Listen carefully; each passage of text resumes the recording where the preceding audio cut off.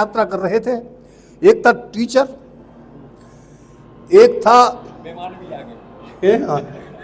एक अध्यापक था, एक नेता था, एक पढ़ने वाला विद्यार्थी था और चौथा पायलट था।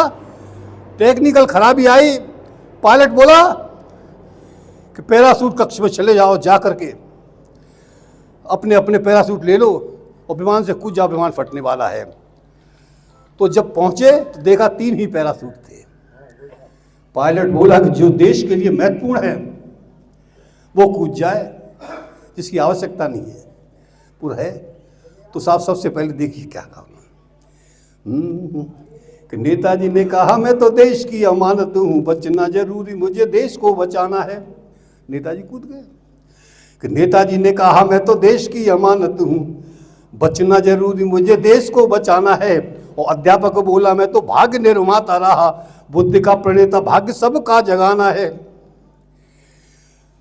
और पायलट बोला बेटे तुम देश की हो निधि। जब 2 कूद गए, एक रह गया पैराशूट। पायलट बोला बेटे तुम देश की हो निधि, अरे तुमको तो भार पूरे देश का उठाना है। और अपना तो जीवन ही खतरे से भरा हुआ, जाने कहाँ जाए कोई ठौर ना ठिकाना है। मैंने बेटे तू कूद जा। उसकी बात सुनकर बेटा बोला कि अंकल क्या कि ज्यादा होशियारी बेवकूफी की निशानी बनी, छोड़ नेताजी तो छोड़ अपना वजूद गए हैं। और बुद्धि के समंदर में पानी ना दिखाई दिया, अपनी को बुद्धि के लिए एक बूंद गए हैं।